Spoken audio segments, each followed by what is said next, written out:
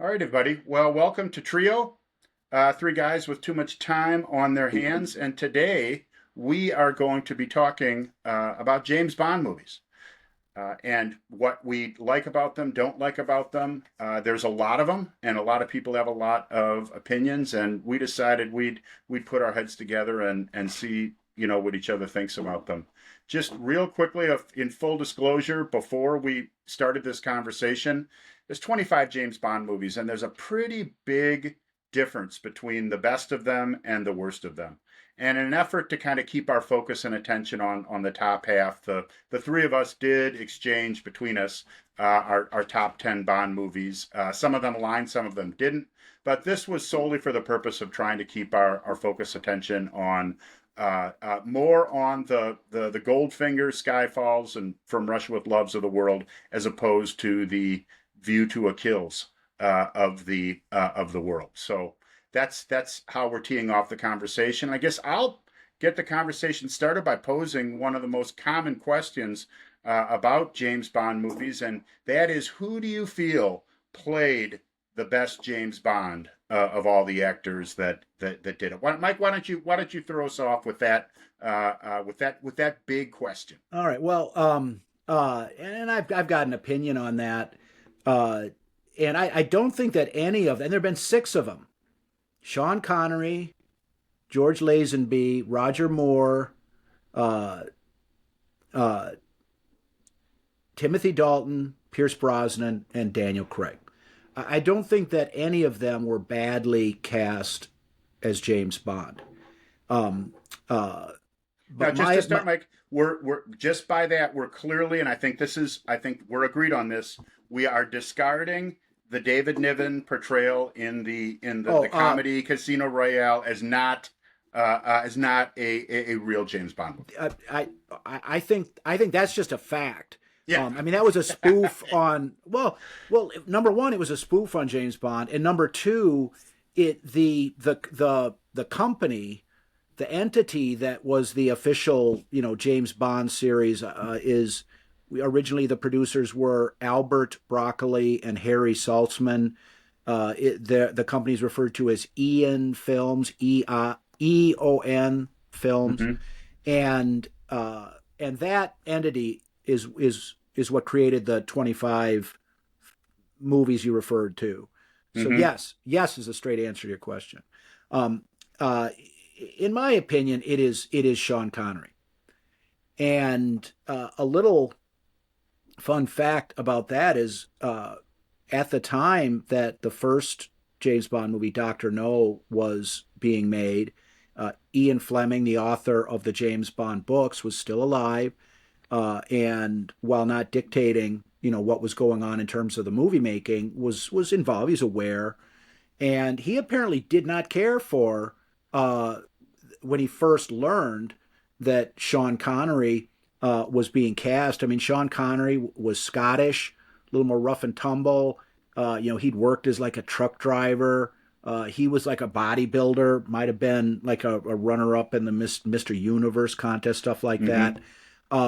And he was looked at as maybe a little more working class in background and effect than what Fleming had in mind, which was a more sort of suave, maybe a David Niven like or Mm-hmm. Cary Grant type persona rather than Sean Connery. But apparently he relatively quickly came to approve of the uh, casting of Sean Connery. And the reason why he is my favorite is because he was able to find a balance between, number one, James Bond is a paid assassin. Mm-hmm. I mean that's what he does. That's his job. That's who he is. And so, it's there's a certain amount of that you can't escape from.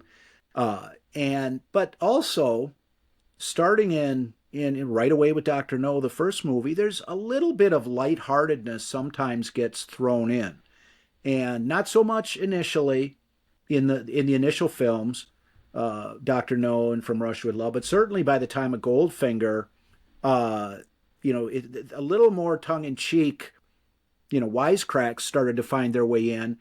Uh, uh, and there was a balance between the sort of suave man of the world and the grittier, darker assassin role that James Bond played. And I Mm-hmm. think that Sean Connery did a nice job of kind of bridging that gap in the way that he played the role. Um, in Doctor No, one of the scenes that was noted at the time as being kind of cold and brutal was when James Bond killed Professor Dent in Mm-hmm. Doctor No, and then afterwards he just sort of looks at the body and sort of blows at the end of his silencer as he's unscrewing it from his Walther PPK. Uh, and but then in From Russia with Love, for example, the next movie, when he's checking in to the hotel in Istanbul, and the James Bond music is playing, and he's looking around, he's finding the bugs, and says he needs a new room, and then orders breakfast, and he's got this very particular order in terms of what he wants, and so it he did a good job of balancing those two aspects of the character, and that's why I think that Sean Connery was the best James Bond. Well, and you can't separate the obviously these different actors for the most part portrayed James Bond in different time periods. There were some, George Lazenby came in for it, but the bottom line is you had Connery first. Again, George Lazenby steps in. Then you move to Roger Moore. Different, we're now moving from the '60s to the '70s. Different time period, different audience expectations, different things that you could do in with these. The Pierce Brosnan different age, different time,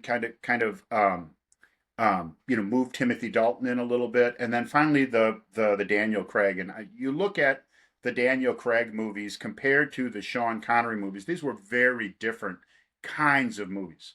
The way that they portrayed James Bond, the way that they portrayed the plots, the way that the way that they could do the scenes and the stunts, all these things were very difficult. So it kind of makes it hard to be able to step back and separate that, and how they portrayed it. I would I would agree with you that in the end, Sean Connery, when you're looking for the balance and the way they played the role, I just like the way that Sean Connery did it. He was able to be physical and portray himself, physically in these action and fight scenes and chases.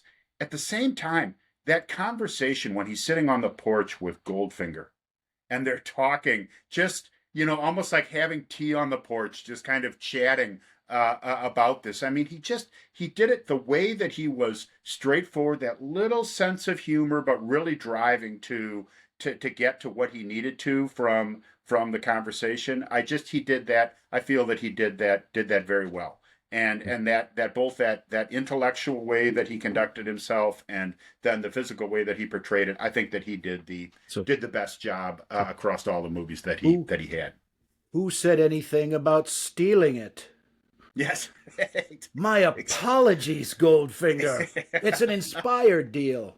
I mean, um, Exactly. Exactly. Andrew, how about you? Where do you fall on this?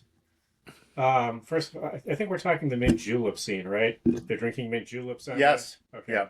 Um, I'd like to work backwards. Who was Hmm. the worst James Bond? um, that's a difficult because worst sounds so negative, and I think there are merits to be found in each of them, uh, and it's easy to kind of pick on George Lazenby because he was only in the one film.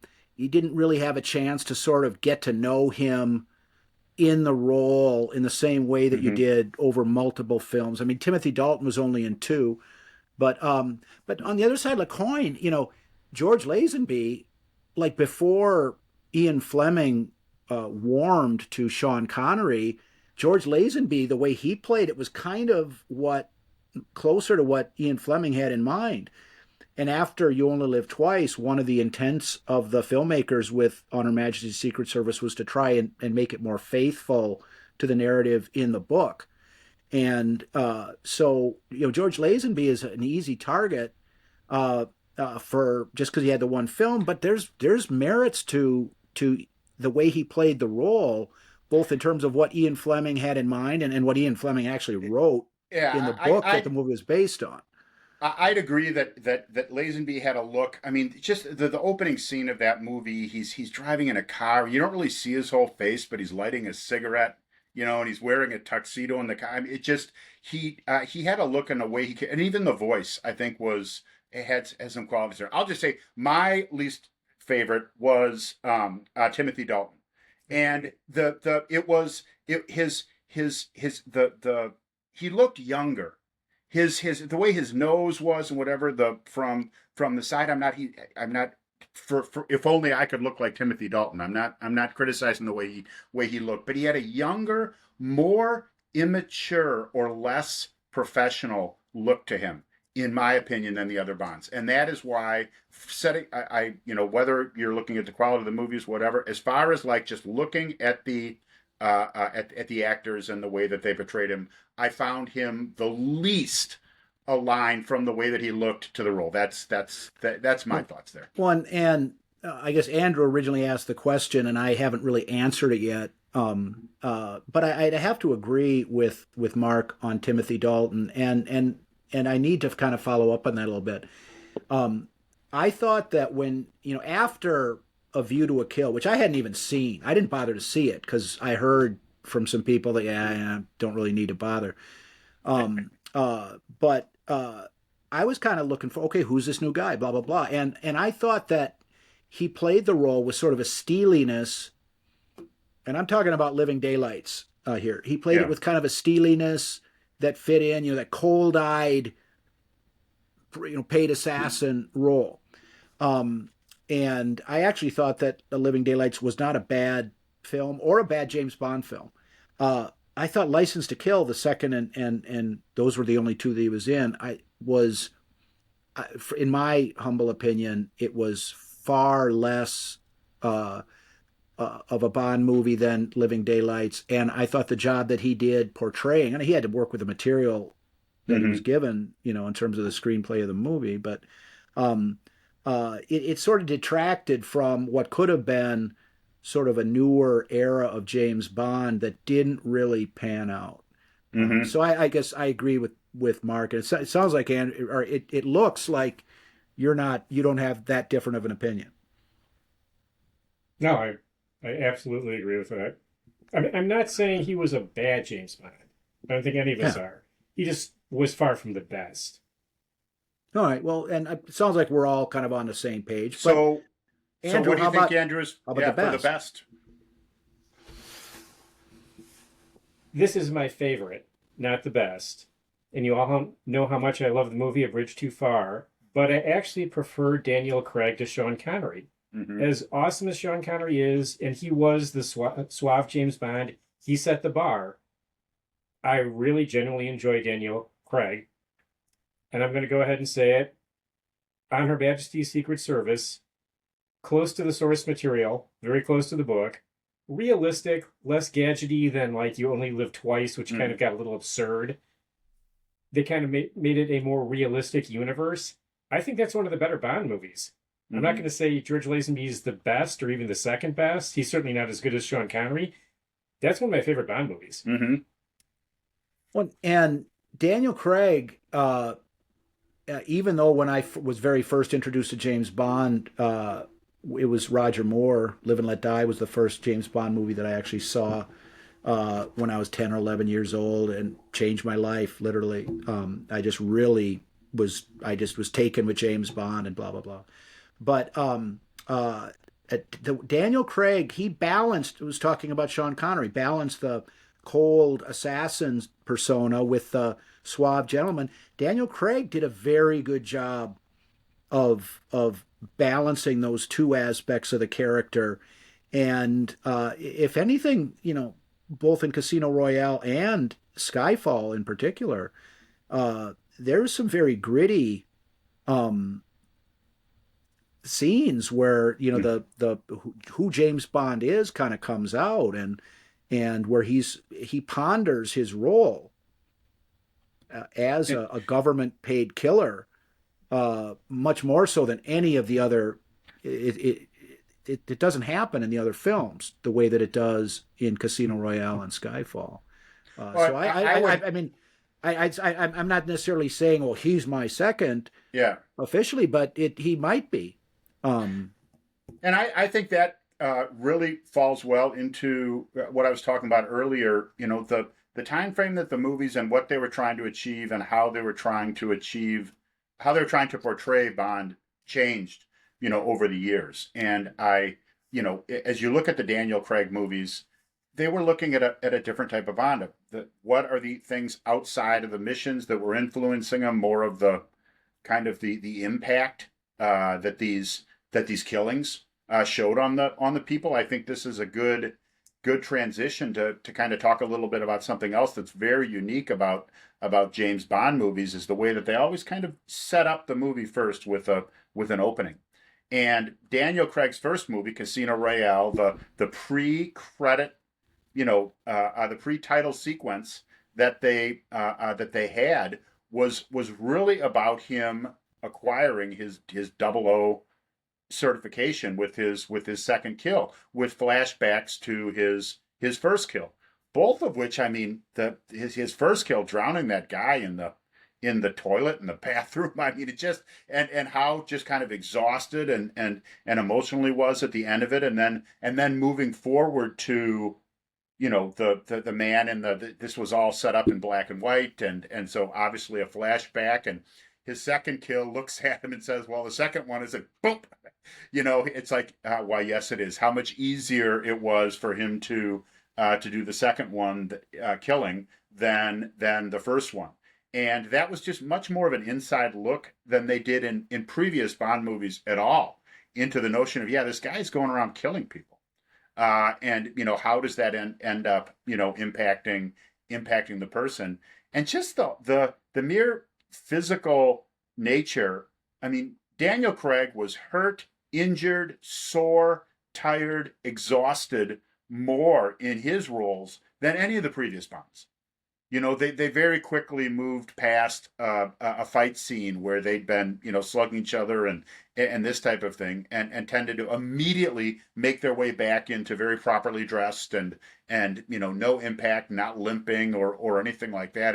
And Daniel Craig had to portray the role differently because they did show all those things for him. But I really was captured by the opening scene of that particular movie. And all the movies except for Doctor No. Doctor No did not have a pre-title sequence. It moved right into the titles, but all the rest had some in some cases very memorable opening sequences. Any come to mind that people find to be particularly memorable? I talked about Casino Royale. How about some others?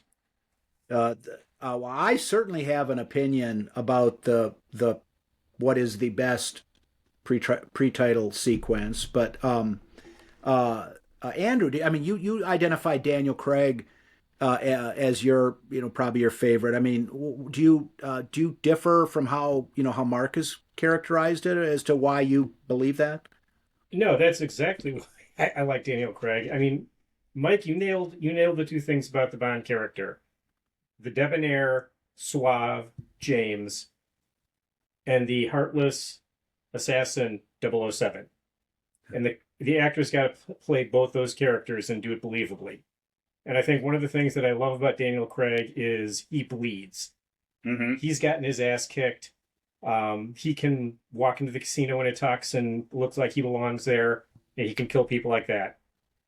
Mm-hmm. Well, and I agree. And when Casino Royale came out, I mean, Mark and I went to see it together with our brother Tom. And afterwards, we're driving back to the house from the theater, and I was just thinking, James Bond is back. Yes. I mean, it was, and from the very beginning, it was out there, 007, License to Kill. I mean, in the very beginning of Dr. No, M says to James Bond when he's taking his Beretta and ordering him to use the Walther PPK. You have a license to kill, not get killed. Mm-hmm. And so the idea was out there, but the reality of, what does it do to a person who's in that role, going up against the sort of bad guys that the British government has declared have to die? Mm-hmm. And the Daniel Craig portrayal just sort of brings that all to light. It's like this is brutal, hard work that people get injured and killed in all the time. And they started to talk about, the life expectancy of a double O is short. And that just is something that wasn't touched upon before Daniel Craig came on the scene. Yeah, in fact, there wasn't a whole lot of any interaction or this notion of other double O's that were out there. When they did it, it was very few and very short in a lot of the movies. I mean, as it turns out, for you know, uh, Pierce Brosnan, he ends up coming into in Goldeneye, coming into and another double O ends up becoming actually the villain. Yeah. But Oh. there's not a whole lot about their engagement. There's some quick kind of friendly banter back and forth, but not a whole lot of conversation about that and what it really means to be a double O. I would say in Skyfall, you had another previous agent who became the villain. He appeared a little bit more into kind of what Her Majesty's Secret Service had expected of him and what it did to him, and his feelings towards M about that coming out. And I think the rest of the portrayals of double O's, I mean, at the beginning of In the Living Daylights, there's a couple double O's that are trying to test the defenses at this Gibraltar thing that, in the pre-title sequence. And there's some other ones. I think in Thunderball, they had a meeting of a number of double O's that, that they had to put together. So, but you never really had any type of conversation about, yeah, what I mean, is it tough for you too? You didn't have a whole lot of those kind of conversations going on with other double O's. Well, you mentioned the pre-title sequence in Living Daylights with Gibraltar, which is actually kind of a good one. But um, uh, uh, if we're going to move to the pre-title sequence, uh, in my opinion, the clear winner is The Spy Who Loved Me. And Hands down, hands and down. and before Andrew weighs in, and he may agree with us, but the way that it starts, first they introduce the spy, the Major Amasova, the Russian agent who James Bond ends up working with in the film, the spy who loved him Mm-hmm. eventually. Um, uh, and then it switches to a typical Bond scene. He's with a woman in this chalet in the mountains in Austria, and then he's out, skiing, and the bad guys are after him, and there's this disco-fied James Bond music that's playing, and so at that point, it's kind of like this is just kind of schlocky James Bond shtick. Yeah, yeah. And so at that point, it's just like, yeah, whatever, there's nothing particularly striking that's happening. But then when he kills Major Massifa's lover, but then the other Russians are still after him, and what's he going to do? He's outnumbered, and he's heading. Suddenly, it's noticed he's on skis and he's heading towards this precipice. Dun dun dun And, dun and it's like, dun what, dun dun dun. that's exactly Yeah. the music. Well, then he skis off, and you're like, oh boy, what's going to happen here? And And all you it's hear is quiet. wind. It's quiet. The skis end up. He gets his skis off, and then you see a parachute start to open. And then just at the moment when you can see that it's a Union Jack parachute, da da da da, the James Yeah, Bond yeah, music comes in. I mean, and at that moment, it is like, this is fucking James Bond, man. yeah. And I, and I that I couldn't agree more. it I is. couldn't agree more. That the way that the parachute pops open right as the theme kicks in, and you know at the Yeah. end. I mean, Not the that was disco-fied theme, the no a the Bond theme. traditional James Bond theme. Um, Exactly, and there's a couple. I mean, that whole sequence completely could have happened. Right. I mean, well, I mean, it did happen. They had a stunt man ski off the thing and actually do it, as opposed to some of the other. I don't know what if we want to call them corny or crazy or just simply impossible type things that some of these movies presented, especially in these pre-title sequences. Pierce Brosnan sailing down to catch up to this falling aircraft that was, going down this cliff. I mean, I or in was it where was Blofeld in the wheelchair scooped up by oh, the helicopter? that was It For was Your For Your Eyes Eyes Only. Only. Only. Yes. Well, and now that which and I For Your Eyes Only, I think is one of Roger Moore's, along with The Spy Who Loved Me, one of Roger Moore's better films. Yep. But I'd agree. I would potentially rank that as one of the worst pre-title sequences. Um, uh, you know, I I'd agree. It was a little hokey the way that it happened. Plus, I mean, they went and supposedly killed off Blofeld, which, it's as it turns out, he didn't die in that smokestack, but uh, it was yeah, I wasn't a fan of it. what Andrew? What pre-title sequence? What's your favorite, or Well, I what do you think my think? least favorite is probably For Your Eyes Only, which is one of my favorite Bond films. And I think Melina Carol Bouquet is one of the best Bond girls ever. She killed Mm-hmm. them with a crossbow. Gotta love that. The opening sequence had nothing to do with the film, is what annoyed me. Well, do you have? Well, let me ask you this, Andrew. I mean, what's your take on what Mark and I have had to say about the pre-title sequence in The Spy Who Loved Me? That was a good one. I like that one. Well, what you actually bring up a good point that there's some of these that don't really apply to the movie at all. They're just a lot of them do. A lot of them do a setup of the movie. Heck, in the Daniel Craig years, um, they were part of the movie. I Yes. mean, in the I mean, they were the first scene literally in the movie. Skyfall completely sets up the movie. It's almost a mini movie in itself. There's multiple chase scenes. There's interaction with a lot of the main characters in the movie, as well as a good lead into the to the credits and the movie No Time to Die. The pre-title sequence takes about 25 minutes.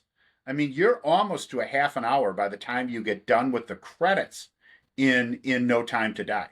So, they really were starting to pack more and more of the actual plot of the movie into the pre-title sequence, whereas some of the movies were, more. I mean, I think Goldfinger didn't really have anything to do with the plot itself. He was just, but he was blowing up some a drug operation down in South America or something like that, and ends up toasting that guy in the bathtub and saying Both it was shocking. both Goldfinger and Thunderball, Yeah. the pre-title action didn't relate to the plot of the film proper. Mm-hmm. So and then obviously on Doctor No they just went right into the credits. I think I was actually disappointed with the pre-title sequence in On Her Majesty's Secret Service. The he's I said it was actually pretty cool. He's driving around. They don't really show his face. He's driving. He's in a tux. He's lighting a cigarette while he's driving. But he ends up pulling up to this beach where this girl had gone in, and this is someone who would obviously be a part of the movie Tracy, who he'd end up marrying. Who's making her way into the sea. He goes and grabs her, and she faints in his arms, and he comes back. He gets into a fight with some people on the beach. She drives off, and he looks up at the camera and says, this never happened to the other guy. Kind of a little that humor, that the making a little bit of fun of the Bond and the different Bonds that were there. But I wasn't overly inspired by that particular one, even though I do feel that became a very good movie, even though it was a little bit different than some of the others. When something that occurs in the James Bond films pretty regularly is where James Bond and one of the female characters are driving, and there's sort of like a competitive or a battle of wits between the vehicles going on. I mean, in Goldfinger, where Tilly Masterson has got the Mustang, and he's driving in Switzerland. In Thunderball, they're not in separate cars, but James Bond gets into Fiona Volpe's Mustang, and or he says, it's men don't mind being driven, men just don't want to get taken for a ride. And then even in like Pierce Brosnan in Goldeneye, one of the scenes early on, or at some point in the movie, is they're driving their Lotus or Lamborghini or something like that, and Xenia Onatopp is kind of following him and stuff like that. So that scene at the beginning of On Her Majesty's Secret Service, that's sort of like, here's an interesting lady, I think I'll check it out. Is something that pops up here and there in the James Bond series. Sure. So how about that, the Bond girls? Andrew, who's your favorite Bond girl, and why do you pop her there? Okay, Diana Rigg is probably my favorite, just because I grew up watching the Avengers and had a massive crush on her. That's good a reason as any. Leah Seydoux, I'm going to say, is the best Bond girl, although Olga Kurylenko was a badass, and when she goes into the evil lair with Bond, they're on equal ground. I mean, he can't go in by himself, and she can pull her own weight, and they go in there to deal with, the bad guys. So I'm going to say those are my top three. My childhood fixation on Diana Rigg aside, I'm going to go with Leah Seydoux. Well, Solitaire, James Seymour from Live and Let Die is my favorite. If you take a look at the performances and the movies and this type of thing, there's a lot of argument, but it was the first movie that I saw, Live and Let Die. In fact, Mike and we saw that together.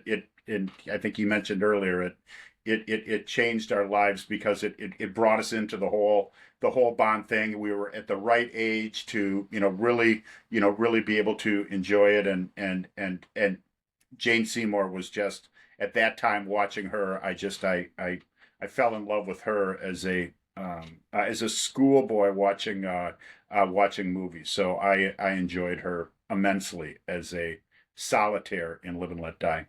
Well, for similar reasons, Solitaire is beyond question my favorite Bond girl. Jane Seymour is just a beautiful woman, a beautiful actress, and when Solitaire is sitting with Dr. Kananga and reading the tarot cards, she has this very elaborate getup, a lot of eye makeup, and looks very striking and intriguing, very exotic. But then, when James Bond has more close contact with her when they're down in Jamaica and she's dressed more casually, she has a more innocent, virginal, maidenly air about her, but is just as beautiful and alluring. And the way that the relationship kind of occurs between Bond and Solitaire in the movie Live and Let Die is not that different from how it happens in in the book. I mean, she decides she wants to get away from Mr. Big, is the character in the book, Dr. Kananga Mm-hmm. in the movie, and James Bond is her ticket out of there. And so that definitely that would be my favorite. Um, uh, I like Andrew mentioned uh, Melina in For Your Eyes Only, and the actress he mentioned her name. I don't have it off the top of my Hello, head. Bouquet. Is it very beautiful, and has that. I mean, I think the best Bond girls are either British or European, and Yes. she's French, and she was in a movie. I don't know whether it was French, or it wasn't an American film, or a British film, but it was called My Obscure Object of Desire or something like that. I mean, just a very exotic, very European woman, Mm-hmm. and just the character is kind of cool. The Melina Havelock character is kind of cool, a little, kind of independent, not unlike Major Amasova and The Spy Who Loved Me. But she would be up there, uh, in my uh, in my estimation. And Mm-hmm. I like the all of the original four. I mean, the first four Bond movies are what, in my mind, are kind of the classic Bond Mm-hmm. movies. And that's it. That's in kind of a limited context, but and for a lot of reasons, because they track the books more closely. But Ursula Andress and Doctor No, Mm-hmm. not Awfully bad, good. Awfully not good. bad. And Tatiana Romanova, Oh, what is yes. it? Danielle Bianchi, or it's, I believe, Mm-hmm. a French, or maybe an Daniela Italian, Bianchi. Yeah. Yeah. or maybe an Italian actress, but a European actress. Yes. Very, I mean, and that character is very, very faithful to the book's character, and she is just a very striking woman, the actress that plays that role. Pussy Galore kind of gets a bad rap from me to an extent, just She because of the name of the character, and that's she's not a not Bond girl. Yeah. that's not that's not um, her fault, or Honor Blackman, who was a Mm-hmm. relatively well known British actress at the time, apparently, and so she's a little bit aloof, you might say. Mm-hmm. Um, and in the book, Pussy Galore was from a group of women criminals, and the group was called the Cement Mixers, and they were all lesbians. I mean, that's in the book. Mm-hmm. And And they left that out of they the movie? well, when when when James Bond starts to turn on the charm when he first meets Pussy Galore, and she says, "Don't bother, I'm immune." Oh, okay. That's Mm-hmm. that's what that's how I interpreted that. But in Thunderball, the Domino character, and My favorite name, my favorite Bond girl name is Domino, right? Claudine Of those. Claudine Auger is the name, I believe, of the actress that played Domino, and she was a well-known French actress, very beautiful, very exotic. Um, uh, uh, I'd say my favorites, beyond Solitaire and Melina, uh, that we've already talked about, would be amongst Mm-hmm. those three, from Doctor No, from Russia with Love, and Thunderball. Absolutely, some a big part of the whole Bond movie thing, being the Bond girl, and there was a lot of examples of them. Now it's interesting in the later, in the Daniel Craig movies, you started to get some interconnection, and kind of a common thread through the movies. I mean, there is a plot that goes through all of those movies. It primarily involves Mr. White from Spectre. Blofeld is the top of Spectre, but Mr. White's story and Mr. White's family and that type of thing ends up, rearing its head in all of those movies and in a number of the women that are a part of that story. So they're a little bit more connected and a little bit more a part of the plots of whether it be the villains or the good guys, however you want to break that down. So There, a little there more is complex. there is no Bond girl in Skyfall, That's true. really. Yes. Do you agree with that, Andrew? You look skeptical, but I don't think there is a Bond girl. I Eve Moneypenny. I don't know if that really counts. Um, Well, I think it depends on what you're looking at. I mean, if Bond has to sleep with her, then you're right. You've got now I've got to think back for a second. The the the lady that he met at the casino that ends up taking him to the island. oh, Did Severine. he Okay. sleep with her? I think when he joined her as she was taking a shower in the It, boat, yeah. my how I interpreted the scene was that they So that's shared physical probably affection with each other thereafter. exactly, but certainly a different relationship to the main girl or the main woman in the movie than you saw And with the other ones. That's for sure. what what do you think, Andrew? I barely remember that movie. I got to be honest with you, it didn't make an impression on me.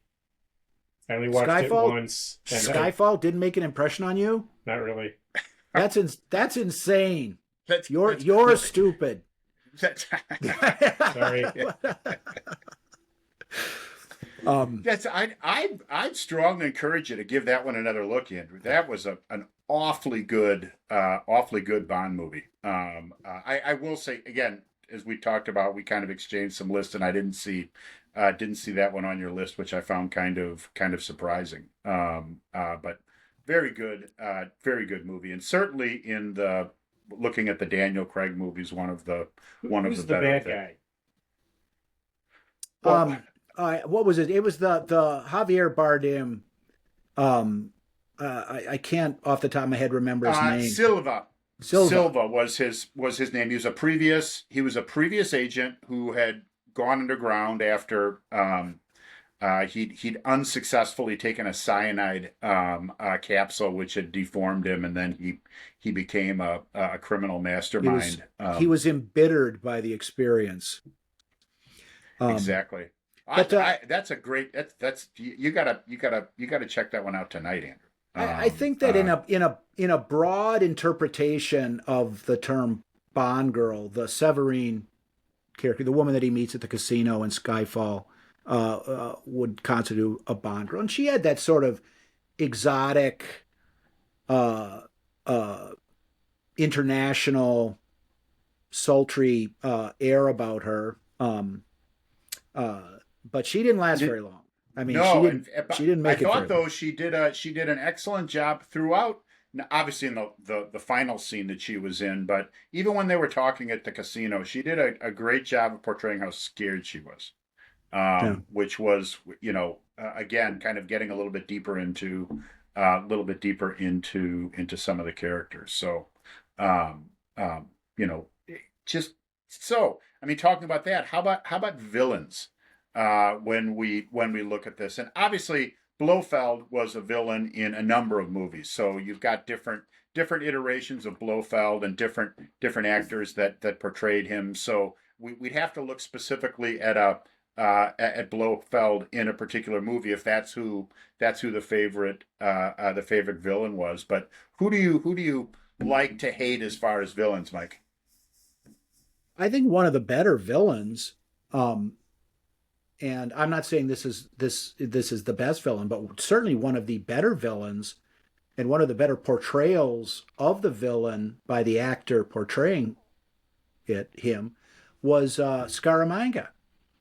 Mm-hmm. in The Man with the Golden Gun. I thought that Christopher Lee really was a very striking presence when he was on screen, and just the way he played, the way the character Mm-hmm. was, it wasn't that complicated. He was a high priced private, sort of mercenary assassin. Mm-hmm. And part of the theme of the movie is he associates James Bond as his only peer Mm-hmm. in that realm. Uh, and while I didn't, as much as I liked the movie, don't think that The Man with the Golden Gun is top 10 James Bond material. I thought that it was definitely, I'd say that's one of the top 5 villains, hands down, in my Mm-hmm. opinion. Uh, I You know about his military career, right? well, Christopher Lee. I read the book a long time ago, and No, I no, don't recall. Christopher Lee, the actor. No. Oh, no, I don't. Some of what he did during World War II is still classified, and he killed people. He was like a real life James Bond. He was Hmm. very heavily into espionage, and yeah, he got into an argument on the set of one of the Lord of the Rings movies, and he literally looked Peter Jackson in the face and said, "You don't know what it sounds like when you kill someone with a knife." And it was like, "And you do, apparently?" Yeah, Christopher Lee was a total badass. Yeah. So in Well, any case, I think and so for the role, just the character itself and the quality of the performance by the actor, Scaramanga belongs up there. Um, uh, hard to leave Goldfinger out of a discussion. But the first one that came to mind in response to your question was Scaramanga. well, I wish they hadn't. I think it was a cop out to go with with Scaramanga and then Kit Kat as his sidekick, based on the fact that Oh, Knick Knack. Knick Knack, excuse me, the Knick Knack. I'm sorry, Kit Kat. Going with Knick Knack as the kind of the what I call the sidekick or the muscle. I mean, it was almost like they were trying to um, get some kind of fantasy island type setup there, which I just again I did think that Scaramanga was a good character, and certainly a good villain, and you could see and sense the fact that obviously they were enemies, but the respect that he had for James Bond, and that came through. But with Nick Nack there, every time he kind of wandered into the scene, I felt it lost a little. Monsieur Bond. I think that Man with the Golden Gun predates Fantasy Island. Yes, yes, Well, after Scaramanga died, he needed work. exactly, exactly. What? But how about you two? Any other villains that you find particularly striking? Well, I liked Lashif in Casino Royale. I think that it was he you could you could sense what he was doing and why. It wasn't just we're going to bring evil to the world, right? He had a specific thing he was trying to achieve. Bond messed it up when he was gambling with other people's money that were very serious about getting it back. He was under an incredible amount of pressure to do well in this game, and I think it showed. I think they did a good job with it. And in him being the villain, and I did the although again he was a very side back character in all these movies, Mr. White, and how he kind of showed up and became kind of a common thread with all of these later movies. I think that made him an important villain because he became this kind of thread. He was the link to eventually to Blofeld and Spectre, and I just like what they did with that because all the rest of the villains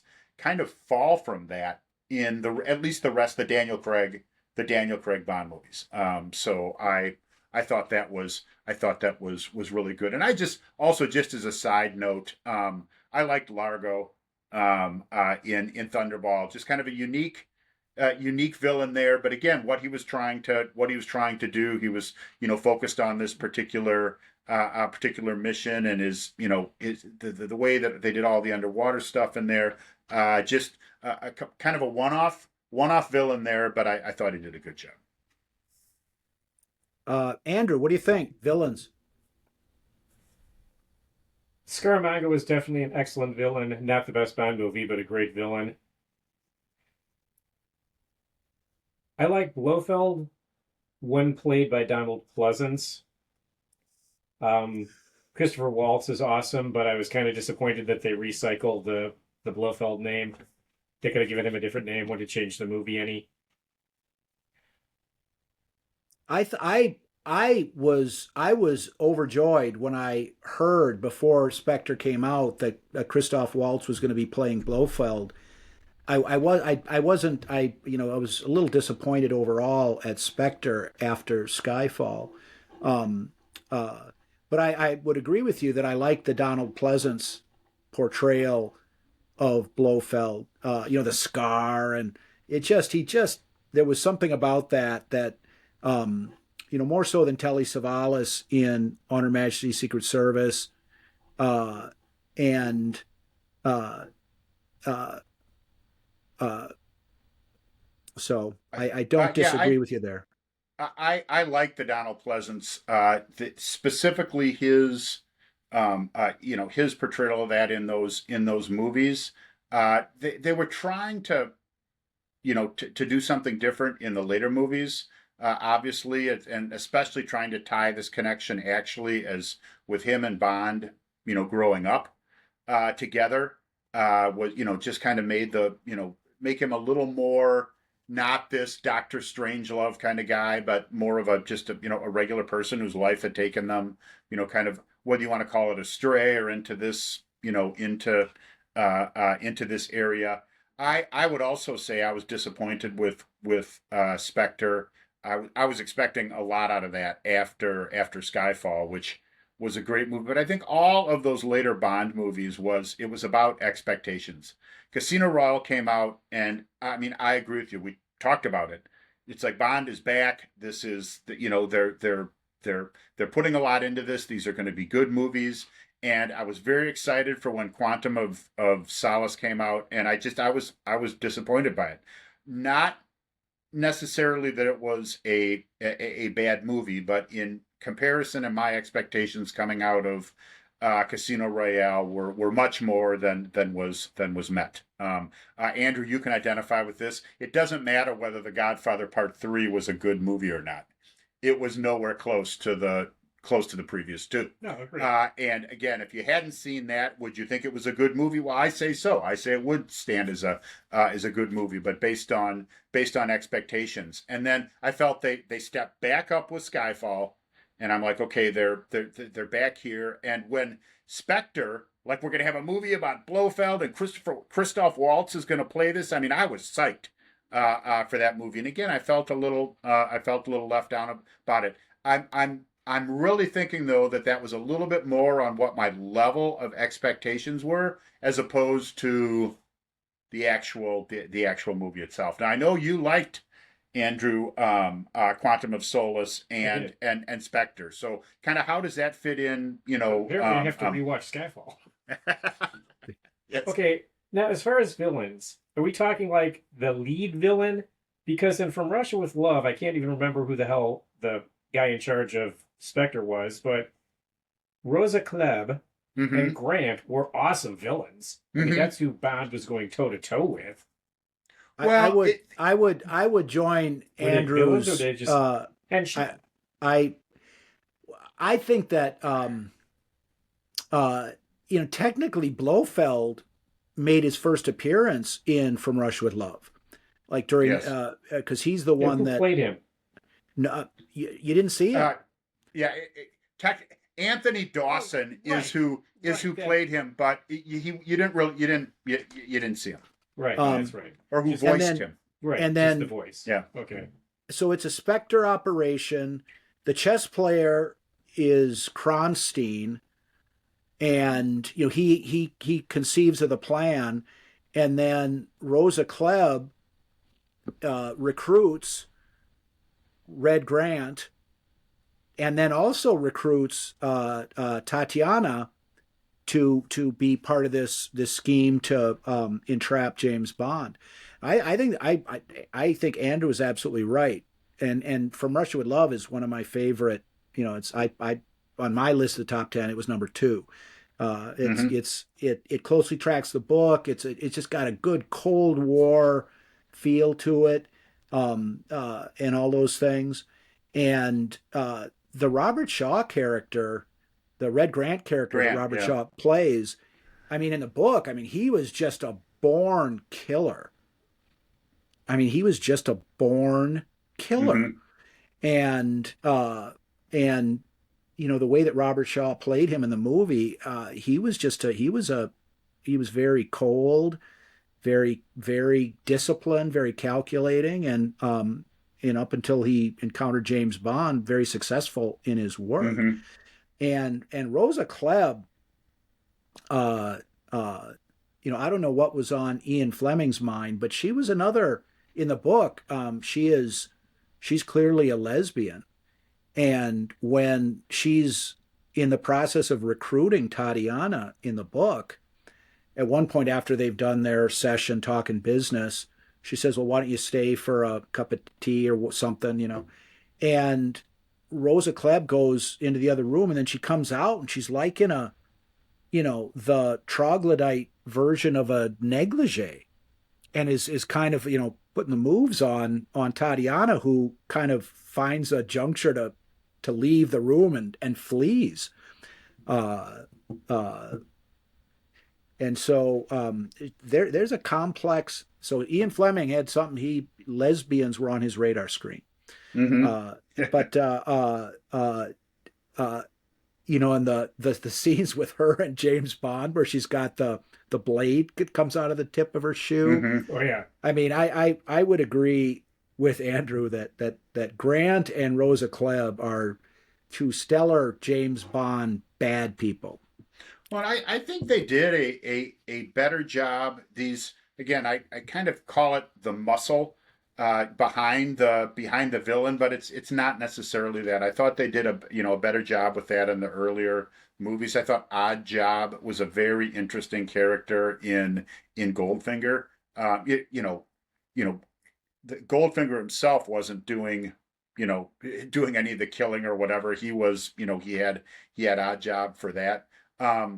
Again, as you get into some of the sidekicks little later on, again, I wasn't a fan of Nick Nack. I just didn't think he added to the movie once, and I thought Jaws in movies like The Spy Who Loved Me and Moonraker got it. Not so much in The Spy Who Loved Me, but absolutely in Moonraker got just a little bit silly with the capabilities and that type of thing that he was doing. But I'd agree with you, Andrew. It's not just about like the key villain.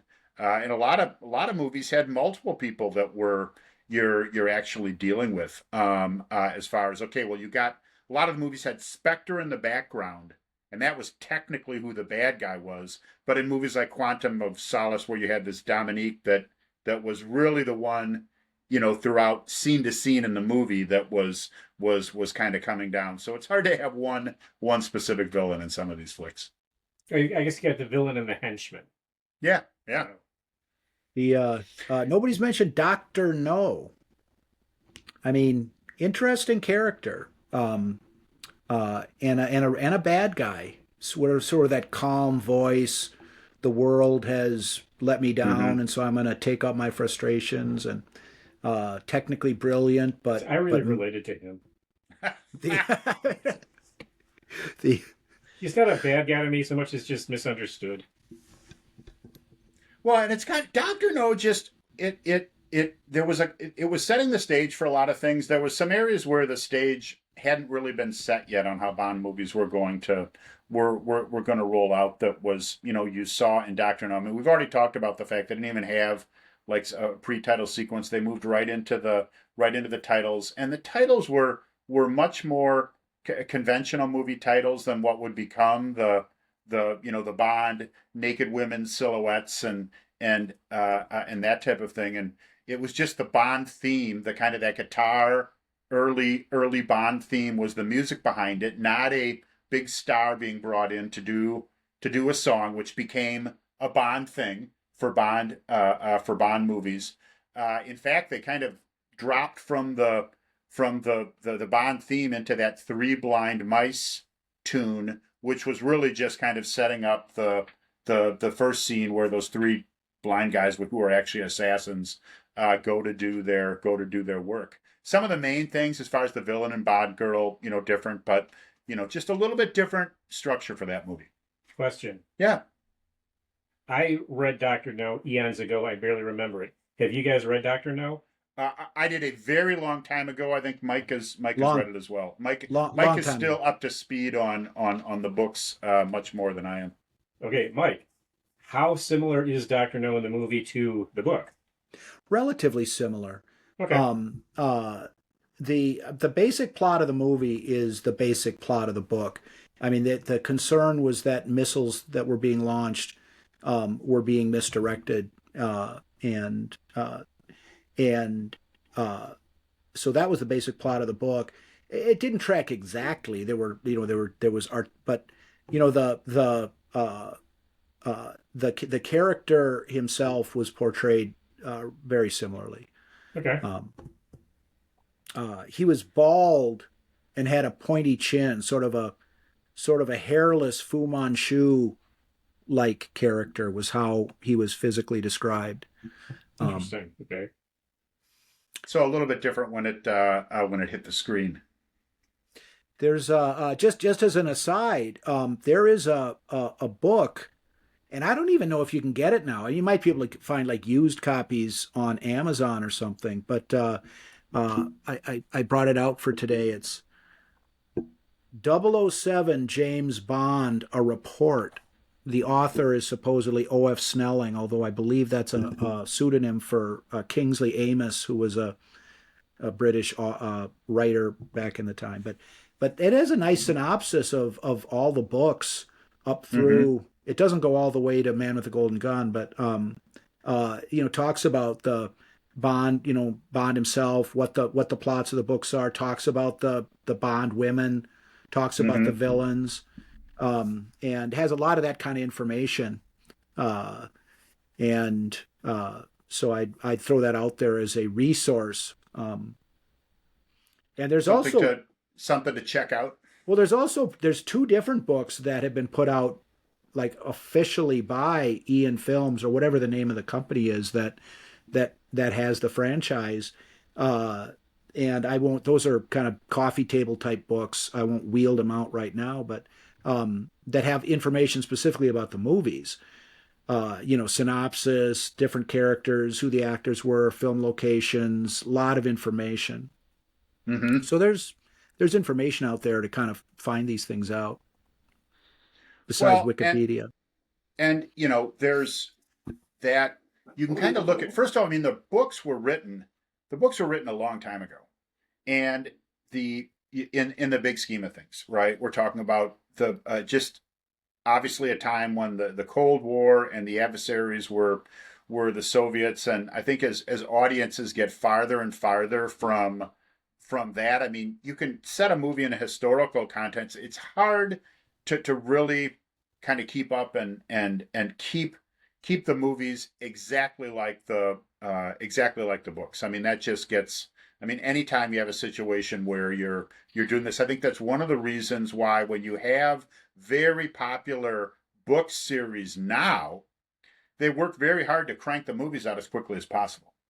It just, which I mean, they've got more money to invest and that type of thing, so it's a little bit different. But I just the idea of exactly how identical something was to the book. Now that this character has been created and lives in the consciousness of moviegoers now, I don't know if it's overly relevant to movies that would come out now, or if they'd remake some movies and have them be, really close or really true to the books themselves. Obviously, there'd be some value if you really want to focus on the stuff that's happening during that time period, the way that it did. I think putting out a sequence of say a dozen movies though, like that, I don't know if that would retain the type of excitement or the type of draw that Bond movies do now. No. What do you think about that, Andrew? I was just wondering how many Bond books are there? There Um, wasn't one for every movie, was there? There can't have been. Oh no, no. no, it was less. There's let me think here. There's the first was Casino Royale, Right? Okay. Live and Let Die, um, Moonraker, Diamonds Are Forever, From Russia with Love, um, Doc, Doctor No, Goldfinger, For Your Eyes Only, um, The Spy Who Loved Me comes in there somewhere. Thunderball, On Her Majesty's Secret Service, You Only Live Twice, Man with the Golden Gun. So Oh, 13. But one of them was like a compilation of some shorter stories, right? For Your It's Eyes Only was like the For Your Eyes Only was like a novella and then some short stories. And then there was another collection of stories that came out posthumously. Ian Fleming died in August of 1964. Man with the Golden Gun didn't come out until after he died, and a book of stories that was ostensibly titled Octopussy, which was one of the stories, and then mm-hmm. a story called A Portrait of a Lady, and then The Living Daylights was a short story that was in that collection of books that came out in. Mm-hmm. It was after Ian Fleming had died. So he died in August of 64. Casino Royale was published in 1953. So those 11 years, that was right in the thick of the Cold War. Yeah. Well, and I mean, a lot of especially as you get away from those earlier movies, I mean, there was movies that even though they had a name of an Ian Fleming novel, had little or nothing to do with the books themselves. The first one that really went off the rails in that regard was You Only Live Twice. Which was completely it was set in Japan, and Tiger Tanaka and Kissy Suzuki were characters, and Blofeld was a character, but the plot was just completely different, and very, very little similarity in the plots. Diamonds Are Forever got a little closer back to, On Her Majesty's Secret Service followed You Only Live Twice. That was relatively faithful to the book. Diamonds Are Forever had common elements, but it kind of went off the rails a little bit. Not unlike Live and Let Die, which had some common elements from the book, but was just different. And The Man with the Golden Gun, nothing like the book. Scaramanga was the character, and Mary Goodnight was the Bond girl but it was set in Jamaica, not in the Far East, like a lot of most of the movie was. And The Spy Who Loved Me was nothing like the book, nothing at all. No parachute. No parachute no, it scene didn't. with the skis? That they didn't happen. Didn't They happen just in the made book. that up. But- Hang on 1 second, Mike. Live and Let Die is the Jane Seymour character. Solitaire? Thank you. Solitaire. Is she in the book? Oh yeah.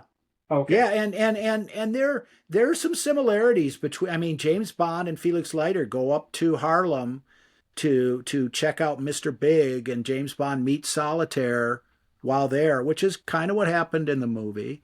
Okay. They go down to actually St. Petersburg, Florida, and then down to Jamaica, and in the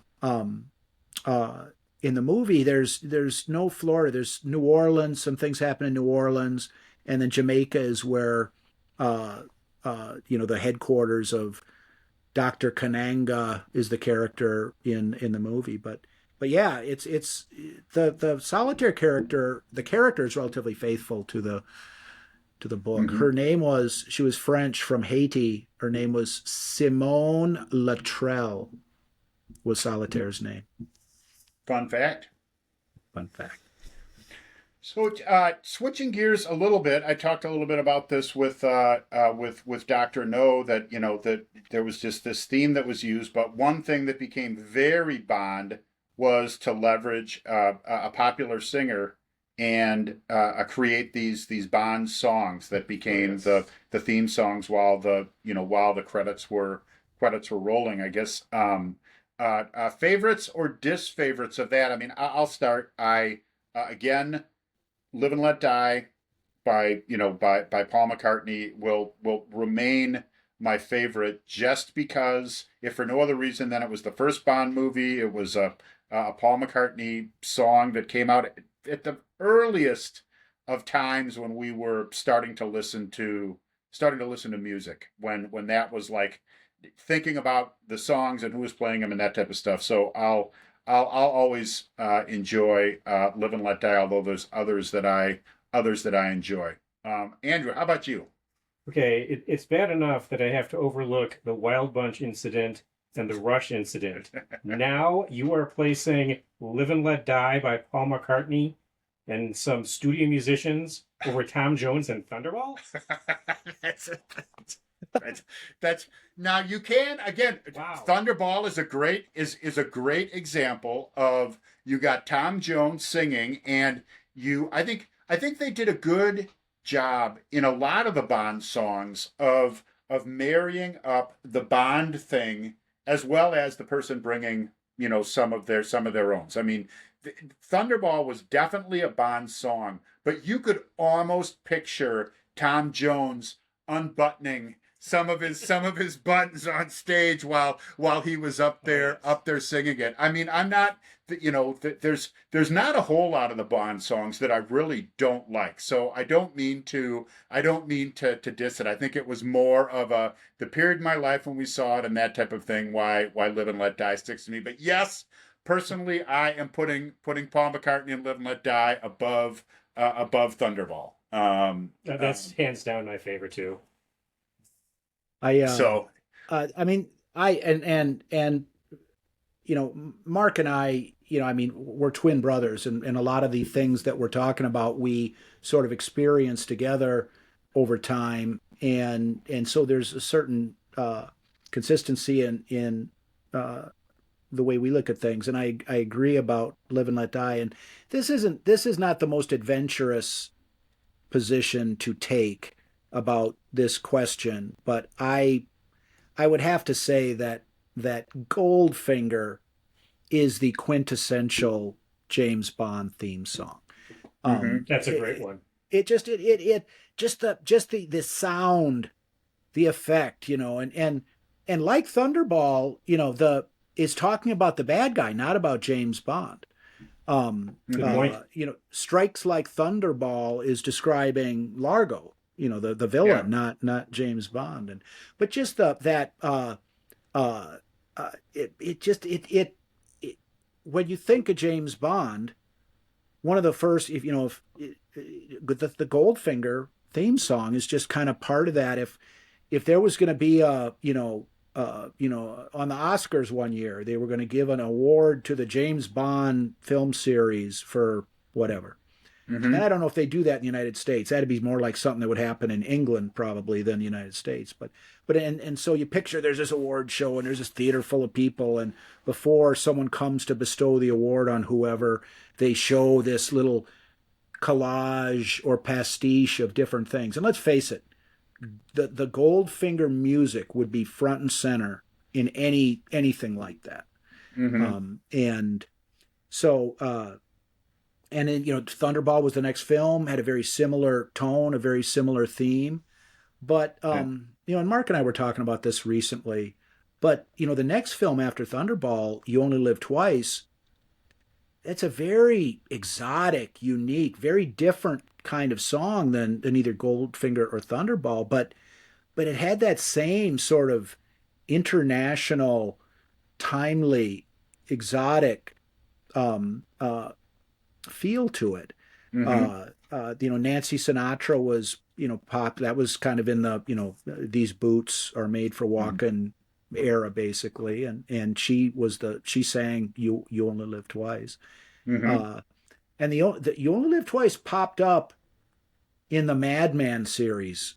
That song, and Really? I Yeah. can't remember exactly how, but in any case, I think that's another good one. If Yeah. someone had to, someone asked me what my least favorite was, it would. I mean, one of them I think was done by Duran or one of those Yeah, it was kind a of view to bands, a kill. Yeah. and I just Well, I just I think we just it would be a whole separate conversation about some of Mike's taste in music and that type of thing. I also am going to imagine you weren't a big fan of the Living Daylights done by Aha, as well. And again, that's kind of looking at the time period, drawing from the talent of that time period, the newer, the Daniel Craig Bond movies, again, completely different group of people. Casino Royale, I mean, Chris Cornell, singing "You Know My Name," with just what was clearly based on computer graphics and that type of thing, and an updated, stronger credit roll going on behind the credits while the song was playing. That's sometimes too, it's kind of hard to separate the music from the way the credits were. You talk about Goldfinger. I mean, that was, you had these golden bodies, and they were actually flashing scenes from the movie Goldfinger up. I mean, on these bodies while they're doing it. Some of the credits would project scenes from previous movies. I believe Thunderball did that, where they and I'll check into that. And then the last movie, No Time to Die, was projecting images of previous Daniel Craig movies up while the credits were rolling. the I thought that the Chris Cornell theme music for Casino Royale was very appropriate. You know my name. It was Sorry. James Bond focused, but I think that by the time of Skyfall, the Adele Yeah. song Skyfall, that was more like the Goldfinger Thunderball Yes. type music, and I thought was very similar in the way it was performed and in just the type of music as it was with that kind of theme song. Mm-hmm. Can Andrew? You apparently aren't too impressed with Skyfall, but are you familiar with the theme song? I am actually. And I don't know and why that movie just didn't register with me. do you agree that song was more similar to the Goldfinger Thunderball type theme Oh, I song? would. I would. Uh, I'm going to have to watch that in the next 36 hours. I will watch Skyfall. Um, so did we agree that our favorite Bond song is "Live and Let Die," but our second favorite is Goldfinger? Is there any um, dissent there? I I would say that I like the song "Live and Let Die" better than I like the song "Goldfinger" as Okay. songs, as Okay. music. Yeah. But as in the context of James Bond themes, I think that Goldfinger is the more quintessential James Bond music than in terms of the theme music for the film than Live and Mm-hmm. Let Die. Well, and Those are they my thoughts. did. I do think that the again going looking at the earlier films, and I made the statement, but I'm going to qualify it now that they did tend to bring, both the artist and the Bond thing together. But the earlier songs were more Bond than the artist. And I think as you get into like the Roger Moore years, there was kind of a 50-50. And now the newer movies, although, they're much more unique to the artist. I think Skyfall was a very Bond like song, but that song would have, I believe, if had it been released and there was no Bond movie, Skyfall would have been a big hit for Adele, right? It was also very, very Adele. There was, I mean, one of the Spectre had a Sam Smith, kind of writings on the wall, was it? Which I mean, very. I thought it was very unbond. I'm not judging the Yeah. song itself. I didn't think it was very Bond. And No Time to Die was a Billie Eilish song. a little more Bond than the previous one, but I just they didn't have that same punch and kind of stick with you like those earlier Bond ones did. And I guess I don't. It's a hard question, Andrew. Uh, uh, but I would say that I do like the song "Live and Let Die" the most. But Goldfinger is probably the most powerful Bond theme. Just to point out, I mean, there's a couple other very popular songs that were Bond themes. I mean, Nobody Does It Better by Carly Simon was Oh a yeah, big hit. say. And Sheena Easton, um, who did okay. For Now Your I've Eyes got to Only. for Your Eyes Only. I mean, that was the credits to For Your Eyes Only. I mean, I believe was the music video for that song. They actually showed Sheena Easton singing the song while the credits were rolling, which was very. I mean, you didn't see that in other Bond films. You didn't see the singing artist doing it, but I mean, they very well might have just taken the credits and pulled the words off the screen, and then that was the music video because they had Sheena Easton singing through that. And then I think that a lot of there's a big group of Bond movies that are just what I call the traditional credits. It's got the silhouettes typically of Bond in like a suit holding a gun, and then you've got these silhouette or shadows of naked or near naked women that are dancing or moving around him. I call that just the typical Bond credits, and most of them seem to have an underwater type feel to them as well. That kind of ripply, wavy effect. But some of them vary from it a little bit. Live and Let Die is very like fire based. In fact, I remember, they show this black woman who's, again, you can kind of see kind of in almost a National Geographic type thing, isn't closed, and they begin to zoom in on her, and right as the song bounces into bam, bump, her eyes open up like in fear, and then her face catches on fire and turns into this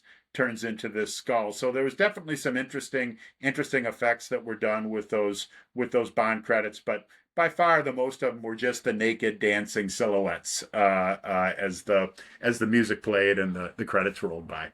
I can definitely recall the scantily clad or naked ladies that appeared in the during the title sequence in Live and Let Die. It caught my attention as a boy. So, thoughts uh, on Bond's death in the last movie in No Time to Die. Myself, when I was watching that, I did not know. I saw it very early, like opening weekend. I'd heard nothing about the movie. I didn't want to know a whole lot about the movie because was this kind of question out there: is Bond going to die in this movie? So I did not know when I went in what the outcome of that was going to be. And I remember thinking at the end, as this fire was coming towards them, and it's like, holy shit, they're actually going to kill him. When I was in the theater, I mean, I don't know, what were your guys' thoughts as that It, was my as that was happening? Mine was the same. I did not know going in, and Adam and I think Adam was. In any case, I saw it at the theater, and Adam is our son, but it was the same thing. I went into the theater not knowing it was going to happen, and then at one point realizing it. So it was basically the same. Um, and I mean, was it any different for you, Andrew? I was the greatest sin of any James Bond film was killing Diana Rigg. I'm just going to get that on the table. They killed Felix and James in the same movie. It, I did not like that at all. I know that's kind of I like Disney movies mentality, but I didn't really think it was necessary to kill off two key characters in that film. well, they were clearly bringing it to conclusion. Oh, I mean, I'd agree. Yeah, I would that ended agree. like Planet or Beneath the Planet of the Apes and just kill everyone on the planet. The um uh uh uh the and I guess one one of the things is that the series, because the Daniel Craig movies basically kind of took it from him becoming a double O agent to his death. Mm-hmm. And it wasn't really that quick. We missed some parts. If all the books are supposedly what happened to James Bond over the course of his career as a double O agent. Uh, but uh, I think that it got to the point where just if they're going to continue to make James Bond films, the filmmakers just needed kind of a clean slate, perhaps. Mm-hmm. I don't know what they were thinking, but the bottom line is okay. James Bond was killed in the last film, so where do we go from here? And a lot of people are speculating that there's going to be a new person who steps into the 007 role, which actually was the case in No Time to Die, because there was a female Yeah. agent who had become Agent 007. Yeah. And Bond came back, and there wasn't a lot of emphasis or a lot of attention paid to that character, or what happened. But like as far as a new movie, there are some people who are speculating that there's going to be a new agent that's going to be 007, and it'll be maybe played by like Idris Elba or something like that. Mm-hmm. And I Anna used de to, Armas. yeah, I mean, just uh, and my thought, wait a minute, no, Idris Elba can't play James Bond. I mean, James Bond is a naval officer in England in the 50s. He's white. Yeah. That's just Yeah. that's just the way it is. Well, but see, James Bond is dead now. So what are they going to do? Now, So is Felix. speak And Felix, yes, and also Felix. dead. So I guess what I'm thinking, and this is something that's had some attention has been paid to this idea. I didn't come up with it, but I believe it's the best idea for what to do with the James Bond movies, and that's to start over with the books and not only try as faithfully as possible to track the plots of the original books, but to have them set in the time periods that they were written. Casino Royale was published in 1953. Mm-hmm. Live and Let Die, 1954.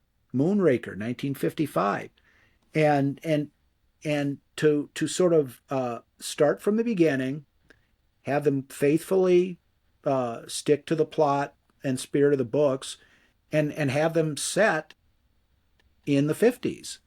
Mm-hmm. And in the Cold War, and what with the scenery and the political situation, and when the Bond films were being made, they tried to avoid direct, because in the books, the Russians, Russia was the bad guy in Casino Royale, Live and Let Die. I mean, Mr. Big was fundraising in the United States for SMERSH.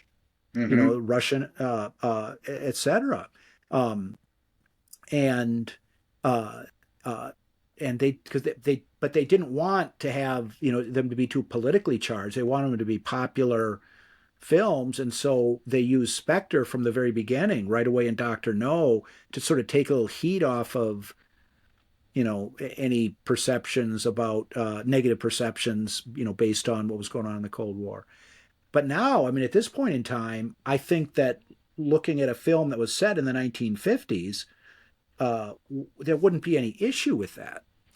And so Mm-hmm. my idea is that they start with the books and they do them chronologically as the books were written, and they have them set in that 1953 through 1964 time frame when Ian Fleming was actually Mm-hmm. writing the books, and do it that way.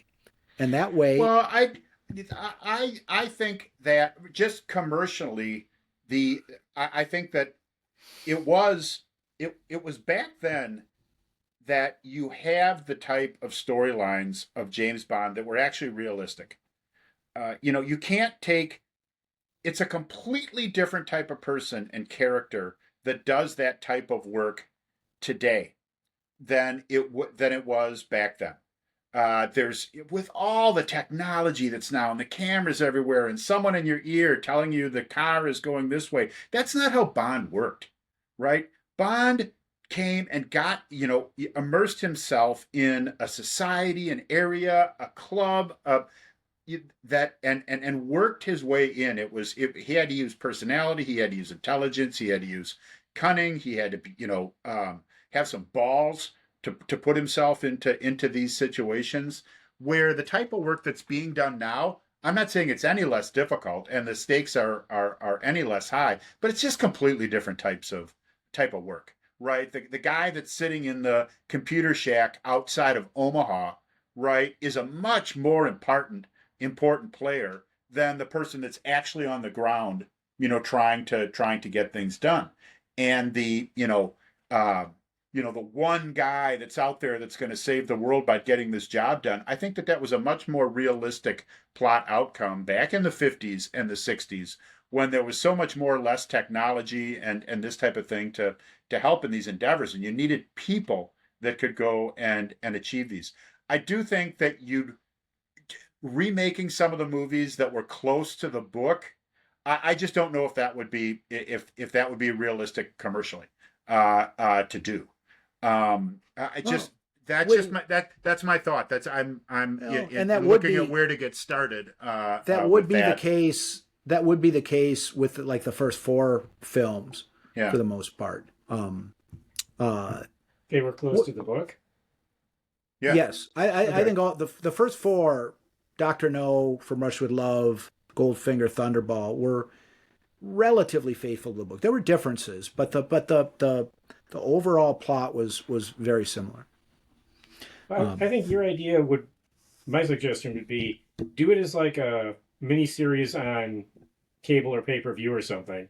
So you'd have more time to get into the plot of the book, and then you could have your British naval officer, and it would just be like following his life and all the different stuff that he encounters instead of saying we're going to do this book, this book, this book.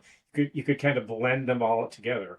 Oh, so like 10, hour long episodes of a thing and put that would be be interesting. Kind of like the James Bond saga, season one, and I guess that makes sense. I mean, maybe the format to do that kind of thing would be different than the feature film that comes out every couple years. Right. I guess that.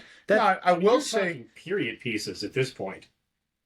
Yeah. You're going back in time now. I mean, you're saying you're going to do a period piece James Bond.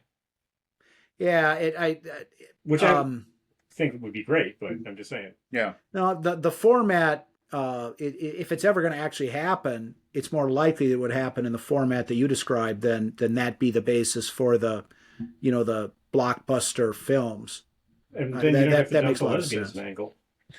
Well, I've heard that I don't know, and obviously they haven't.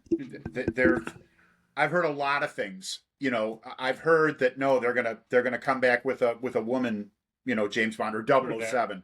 I've heard that yes, Idris Elba is good. So I've heard a lot of things.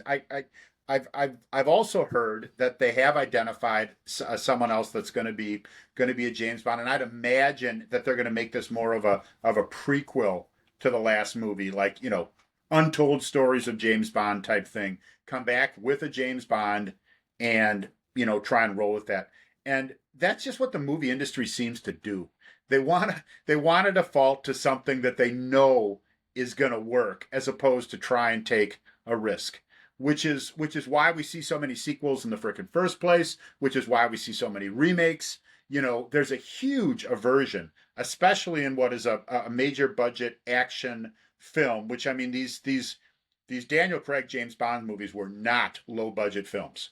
These were very top end, high budget films, which is now what the expectations from any moviegoers is going to be, right? To do that. And man, Hollywood does not like taking a risk. No. I would put a case of beer right now to say they're going to come out with, it's going to be James Bond from sometime before he died. A prequel to this. It's going to be a white guy that's going to come in, because that's what James Bond was. And it's just going to be like stories that it might even have Blofeld or someone else that is that he's continuing to fight. If I had to put a case of beer on it, that's what I would say is going to happen. Well, if they are going to continue the series in one form or another, we're going to find out.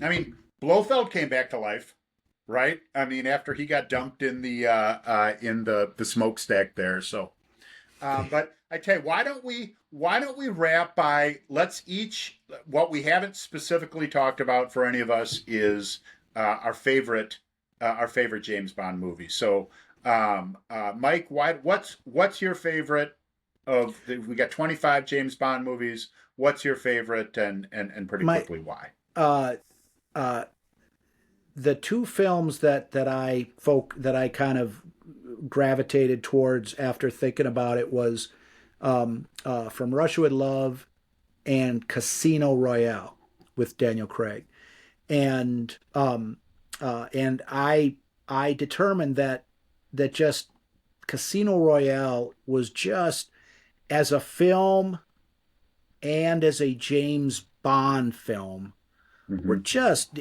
high marks in both of those categories, the general and the specific. And I was just so pleased with the way that Daniel Craig played James Bond after. And I'm not knocking Pierce Brosnan. I actually thought that Pierce Brosnan was well cast as James Bond, suave Englishman. And he could play a hard edged character. Pierce Brosnan could, but it's hard not to think of Remington Steele when it's a Pierce Brosnan. But Daniel Craig, no, he just and I guess they did a good job of taking the original story from 1953 and putting it into a more contemporary context, and it worked. And I can remember being just so excited after seeing that, thinking that, James Bond it's morning in the world of James Bond fans. And so I would say that my favorite is Casino Royale. My second would be From Russia with Love, followed by probably Goldfinger. Skyfall would come in there, and then Thunderball. So I'd say those would be my top five. Sounds good. All good movies, and good reasons behind that as well, and a good variety of the different time frames that it was done. I just to center in on your comment about Pierce Brosnan, we haven't done a lot of talking about any of the Pierce Brosnan movies. I myself feel that a lot of the Pierce Brosnan movies would be on the bottom of the pile, and I think the reason that I feel that way is the producers seem to want to go in a direction of the types of movies that were very popular then, and really just action-packed explosions, fights, just non-stop, focusing on the action as opposed to chases, gunfights. That's all it was, just non-stop in these movies, and what was sacrificed in that was the plots. That went along. So although I agree with you, there was the character himself, the way that Pierce carried himself in these roles was a good James Bond. I just thought the movies and the plots of those movies just were nowhere close to the other movies, which is why I think we haven't spent a whole lot of time talking about Pierce Brosnan today and those movies. So not necessarily a knock on him and the acting. They were more focused on, again, that action blockbuster type stuff than the earlier Bond movies, and certainly the later Bond movies, even though they continued to have that kind of stuff in it. So, Andrew, how about you? What were some of your what's your favorite and some of the also rans? With respect to Pierce Brosnan as James Bond, a mediocre Bond movie is better than a lot of other movies. No, absolutely, absolutely. Even though, I enjoyed his movies. I didn't think he was a bad Bond. He wasn't the best Bond, but those were still watchable movies. Yeah. All right, as I already said, my favorite Bond is Daniel Craig. So my favorite Bond movie, I'm going to go with Casino Royale, followed by From Russia with Love, Goldfinger, For Your Eyes Only, and then I'm throwing in On Her Majesty's Secret Service. I like the cast. I like the fact that it was kind of a more realistic movie. I actually I was gonna bring up on Her Majesty's Secret Service as there was, for the same reason that I liked it, was a reason that I didn't find it as exciting as some of the other Bond movies. When you look at On Her Majesty's Secret Service, I mean there was a quite a bit of the movie that I thought was kind of slow, right? What compared to a lot of the other movies. This time when they're trying to set up Bond's identity as this genealogy expert and ability to verify Blofeld's family tree. So there's work that has to be done to make that happen. And I thought it was, when you compare it to a lot of other James Bond movies, in the middle of Her Majesty's Secret Service, the big suspense was, is he going to be able to get out of this office before the guy whose office it is comes back for lunch, right? Seemed kind of trivial compared to a lot of the stuff that you see but that was more of the actual real type of work. Because, like I was saying before, these guys had to just getting in to be in a position to do the work that they needed to do was half the job. And they focused a little bit more on that in this movie than they did in other movies. And although I think that it got a rap that it wasn't necessarily quite as exciting as the other movies, it was actually more realistic about the kind of work that Bond would have to do before he'd get to the chases and before he'd be confronting the big villain. So I enjoyed that movie. I enjoyed that movie as well. I mean, speaking of what you're talking about, Mark, after we saw Live and Let Die, I remember going out to a used bookstore and getting a paperback copy of Ian Fleming's Live and Let Die. Mm-hmm. And, so I'm a kid still and I'm reading it and like, boy, I can't wait to get to the part with the boat chase. And I can't wait to get to the part where the airplane's wings get torn off. And J.W. Pepper. Yeah. Well, it didn't happen. Yeah. It wasn't there. And so I know what you mean, but that's some balance in that regard. You need to be kept in mind when you're trying to seriously assess the movies. Yeah. And like was mentioned a couple of times already, On Her Majesty's Secret Service, there was an underlying intent to make it more faithful to the book when they made the film. So how about you, Mark? Myself, Casino Royale was my favorite. We've talked quite a bit about the movie and the Craig character. I think that they put a lot into it. I found the plot and it just interesting. The whole, I liked the villain in there. I thought it was a really good movie. And again, it kind of set the stages for the rest of it. Just a couple movies that I'd like to just kind of bring in as before you go off Casino Royale. Yeah. We didn't mention Vesper Lynd as a Bond girl, and I would say that she's up there. Vesper Lynd from Casino Royale. The Eva Green's portrayal of that was awfully good. Awfully good. Yeah, and the her death at the end of the movie again was just consistent with the book. A lot was well done in that movie, and I really liked it. I have to give the mention to Live and Let Die. I've said it before. It was the first movie that I saw, got me hooked on it. It included some humor with from J.W. Pepper that I continue to laugh at. It's a secret agent for whose side? I mean, not that there wasn't humor in just about every James Bond movie. In Casino Royale, again, much more realistic. But when he's getting the knotted rope smacking onto his underside, and he's telling Lashif to, just a little bit more to the right, a little bit more to the right, and the fact that it's what when Lashif asks him why he's laughing, and he says, "I just think it's funny that the last thing you were doing before I killed you was scratching my balls." I mean, it just anyway that another reason why that was a good movie. And the one movie that has just always stuck with me, we haven't talked about it too much. It's not necessarily that I've considered just a great and fantastic movie, but You Only Live Twice is one that I think about a lot. I thought that the theme music to that movie was very different than a lot of other movies. Again, that kind of Oriental side to it, but they continued to weave it in and out through the whole movie. So something about the combination of the plot, Connery as Bond, and the music as I've always thought was well done.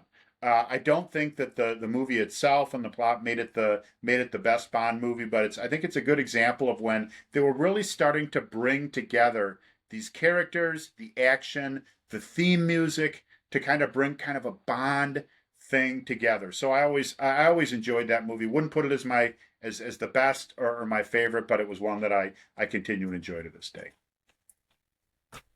Well, yeah, I can remember Dad took you and Tom and I out to the outdoor theater to see a double feature of You Only Live Twice and Thunderball.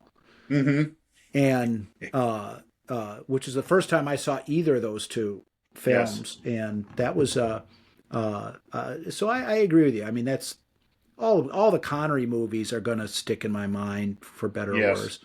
And most of the Roger Moores too, and all of the Daniel Craigs. But Daniel Craig lasted 15 years as Bond. That was 15 years. 15 Man, years. Time flies. Time flies. That's for sure. Well, and it sounds like whatever prediction that we had for what they're going to do, it sounds like there's going to be some more Bond movies to talk about coming up, and when they come out, then we'll talk about them as well. So thanks all. I think great conversation. Sounds like Andrew will be watching Skyfall tonight.